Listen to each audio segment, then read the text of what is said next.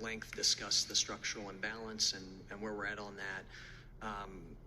It's getting much bigger rather than smaller. So it's going to be a large problem once the federal funds are run out. I would expect in the out years, particularly in 25 and 26, we will see a structural imbalance projected probably double of what it was when I first came into office.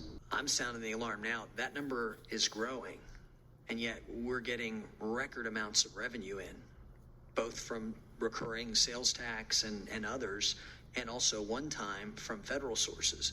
But yet our planned, and you'll see this next month when they propose it, that budget deficit is growing, and it's not growing by a few million. I mean, I think it's growing by 100 million. As we should be using these one-time financing sources to reduce that structural imbalance rather than grow it.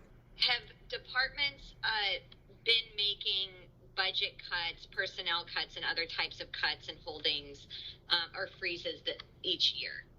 The mayor had mentioned if it's not because of ARPA, you would have major layoffs in the cities during the pandemic. So we have not done cuts in the past few years because of the pandemic.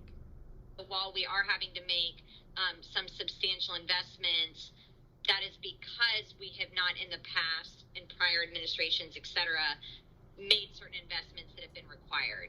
Is that correct? I think the question is a lot of these expenses that we're incurring today are from previous administrations.